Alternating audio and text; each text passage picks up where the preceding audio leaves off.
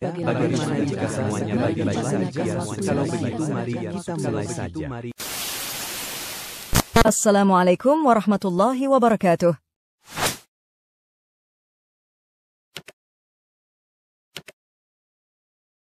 Hashim bin Sabit. Siapa yang hendak berperang maka berperanglah seperti yang dilakukan oleh Hashim bin Sabit, Muhammad Rasulullah. Bangsa Quraisy berduyun-duyun yang terdiri dari para pembesar, hingga para budak pergi untuk menjumpai Muhammad bin Abdullah di Uhud. Kebencian mengisi relung hati mereka, dan mereka hendak menuntut balas atas setiap darah yang tertumpah dari korban yang berjatuhan di pihak mereka pada Perang Badar. Lebih dari itu, mereka juga mengajak beberapa orang wanita turut serta untuk memberikan semangat kepada para pria untuk melakukan perang, dan mengobarkan api perjuangan pada jiwa setiap prajurit. Wanita-wanita tadi akan terus mengobarkan semangat setiap prajurit, setiap kali mereka lemah atau takut. Salah seorang wanita yang turut serta dalam perang ini adalah Hindun binti Utbah istri dari Abu Sufyan, Raithah binti Munabi istri dari Amr bin Al-As, Sulakah binti Sa'ad yang disertai oleh suaminya yang bernama Talhah dan ketiga putranya yang bernama Masafi, Al-Julas dan Kilab. Dan banyak lagi wanita lain yang turut serta dalam peperangan ini seperti mereka. Begitu kedua belah pihak sudah saling bertemu, dan api peperangan telah berkobar. Hindun binti Utbah bersama para wanita yang lain berdiri di belakang barisan bangsa Quraisy. Mereka memukulkan genderang sambil bersenandung. Jika kalian berani maju, maka kami akan memberikan kalian pelukan. Dan kami akan membentangkan bantal-bantal. Jika kalian kabur dari perang maka kami akan meminta cerai. Perceraian yang tidak akan menyenangkan. Lantunan suara mereka membangkitkan kobaran semangat di hati mereka, dan seolah memiliki daya sihir pada diri para suami mereka. Lalu usailah peperangan. Dan kemenangan berada di pihak Quraisy atas pasukan muslimin. Para wanita tadi begitu senang dengan kemenangan yang mereka raih. Lalu mereka berkeliling di medan perang yang telah selesai. Mereka melakukan penyiksaan kepada korban perang dengan amat kejinya. Mereka merobek perut korban, mencungkil mata, memutus telinga dan hidung. Bahkan salah seorang dari mereka masih merasa tidak puas kecuali setelah membuat kalung dan untayan dari hidung dan telinga. Mereka menjadikan kalung telinga dan hidung tersebut sebagai hiasan sebagai balas dendam atas ayah, saudara, paman mereka serta lainnya yang telah terbunuh di Badar. Akan tetapi apa yang dilakukan oleh Sulakah binti Sa'ad berbeda dengan wanita Quraisy lainnya. Ia terlihat bingung dan panik sambil menunggu suami dan salah seorang dari ketiga anaknya. Ia ingin tahu kabar tentang mereka. Dan ia juga ingin berbagi kebahagiaan karena kemenangan ini bersama wanita yang lain. Setelah ia menunggu lama tanpa hasil, maka ia pun memasuki bekas medan peperangan tadi. Ia memeriksa setiap orang yang menjadi korban. Dan ternyata ia menemukan suaminya telah terbunuh dengan berlumuran darah. Maka ia bagaikan singa betina yang ketakutan. Ia langsung menyisirkan pandangannya ke setiap penjuru untuk mencari ketiga anaknya, Masafi, Kilab dan Al-Julas. Tidak lama kemudian, ia mendapatkan bahwa ketiganya sudah tergeletak di tanah Uhud. Masafi dan Kilab rupanya sudah tewas. Sedangkan Al-Julas, rupanya ia masih memiliki sedikit nafas untuk bertahan hidup.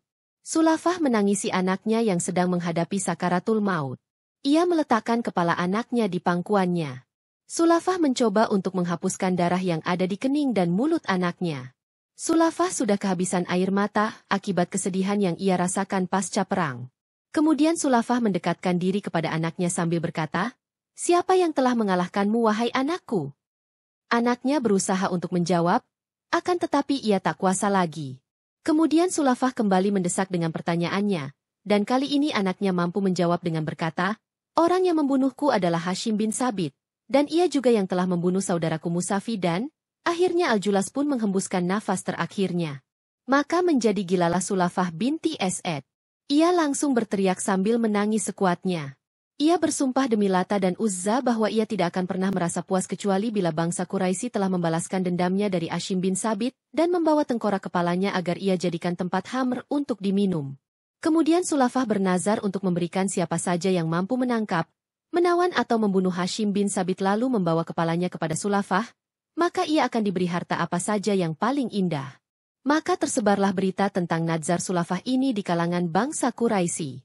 Lalu setiap pemuda Mekah mulai berangan untuk dapat mengalahkan Hashim bin Sabit lalu mempersembahkan tengkorak kepalanya kepada Sulafah, agar ia akan memenangkan hadiah Sulafah ini. Kembalilah pasukan muslimin ke Madinah setelah mereka melakukan perang Uhud. Mereka mengenang peperangan yang baru saja mereka lakukan dan mereka pun mengenang setiap kejadian dalam perang tersebut. Mereka berbelasungkawa atas setiap prajurit yang mendapatkan syahadah di medan laga. Mereka pun memberikan pujian kepada para ksatria yang begitu berani berperang, dan mereka menyebutkan salah satu dari para ksatria tersebut adalah Hashim bin Sabit. Para pasukan muslimin merasa kagum kepada Hashim. Bagaimana ia bisa dapat mengalahkan 3 orang bersaudara dari satu keluarga dari sekian banyak korban yang berguguran di tangannya. Salah seorang dari pasukan muslimin berkata, "Bukankah ini merupakan hal yang menakjubkan? Apakah kalian tidak ingat ketika dulu Rasulullah Shallallahu Alaihi Wasallam bertanya kepada kita sebelum berangkat ke Badar, bagaimana kalian akan berperang?" Saat itu Hashim bin Sabit berdiri lalu mengambil busur panahnya dan ia letakkan di tangannya dan ia berkata, "Jika musuh berada 100 hasta dariku maka akan aku hadapi dengan melesatkan anak panah. Jika musuh semakin dekat sehingga dapat diserang dengan tombak, maka akan dihadapi dengan tombak sehingga dapat terkena oleh tombak.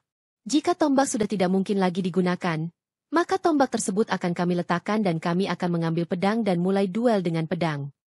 Maka pada saat itu Rasulullah Shallallahu Alaihi Wasallam bersabda, "Beginilah caranya berperang. Siapa yang akan berperang? Maka ia harus berperang dengan cara yang dilakukan oleh Hashim." Tidak lama berselang setelah usainya perang Uhud, Rasulullah Shallallahu Alaihi Wasallam mengirimkan 6 orang para sahabat pilihan dalam sebuah delegasi, dan delegasi ini dipimpin oleh Hashim bin Sabit. Maka berangkatlah delegasi pilihan ini untuk melaksanakan apa yang telah diperintahkan oleh Nabi Shallallahu Alaihi Wasallam. Tatkala mereka sedang berada di salah satu jalan antara Usfan dan Mekah, maka ada sebuah rombongan dari Hudzail yang mengetahui keberadaan rombongan delegasi ini. Jamaah dari Hudzail itu pun lalu segera mengejar mereka, dan mengepung mereka begitu rapatnya. Maka Hashim dan para sahabatnya langsung menghunuskan pedang mereka dan berniat untuk menghadapi para penghadang mereka. Maka orang-orang Hudzail ini pun berkata kepada mereka, "Kalian tidak akan mampu menghadapi kami. Kami adalah penduduk kampung ini. Jumlah kami begitu banyak, dan kalian hanya berjumlah sedikit saja. Demi Tuhan Ka'bah, kami tidak akan berbuat jahat kepada kalian bila kalian menyerah.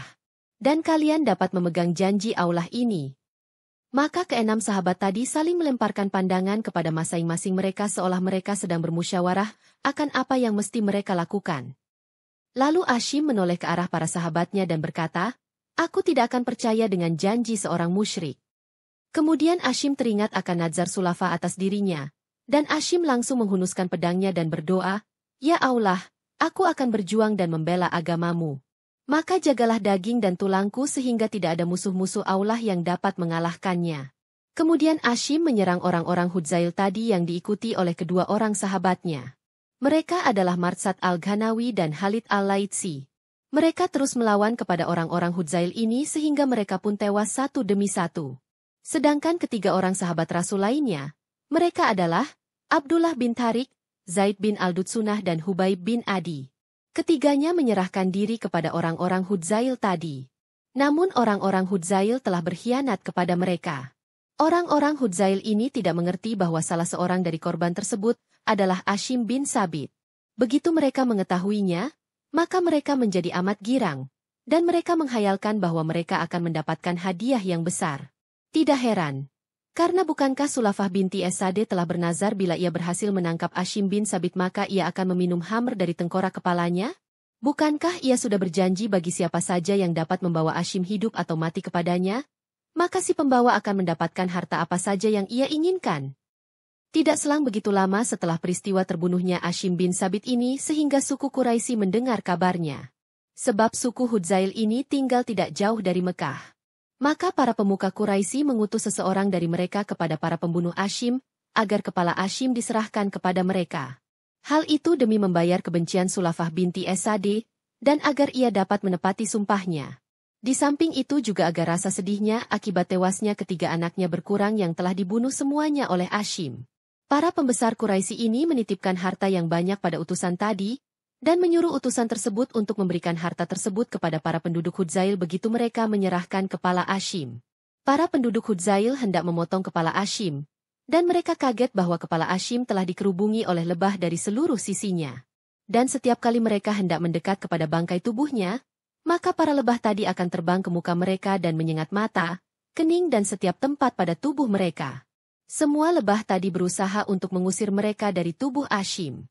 Begitu mereka putus asa setelah berusaha berkali-kali untuk melakukannya, salah seorang dari mereka berkata, biarkan saja tubuhnya hingga malam tiba. Sebab lebah bila malam tiba akan pergi darinya dan kalian akan dibiarkan oleh lebah untuk mendekati dirinya. Kemudian mereka pun duduk menunggu tidak jauh dari tubuh Hashim. Akan tetapi begitu siang telah pergi dan malam mulai tiba, maka tiba-tiba langit menjadi begitu mendung dan amat pekat. Cuaca menjadi dingin dan hujan pun mulai turun dengan sangat lebatnya. Dan belum pernah ada disaksikan oleh manusia di bumi ini, hujan yang begitu lebat turun dari langit. Maka semua lereng, lembah dan jalan-jalan di bukit pun dipenuhi oleh air. Semua daerah dipenuhi dengan air yang begitu banyak. Begitu waktu pagi tiba, para penduduk Hudzail mencari jasad Hashim di setiap tempat. Namun mereka tidak menemukannya. Hal itu terjadi karena air telah membawa jasadnya pergi jauh dari mereka ke tempat yang mereka tidak tahu. Rupanya Allah Subhanahu wa Ta'ala telah mengabulkan doa Hashim bin Sabit, sehingga Allah Subhanahu wa Ta'ala melindungi jasadnya yang suci agar tidak dianiaya. Allah juga menjaga kepala Hashim agar tidak dijadikan tempat khamr untuk minum. Dan Allah tidak akan memberikan kesempatan bagi kaum musyrikin atas mukminin.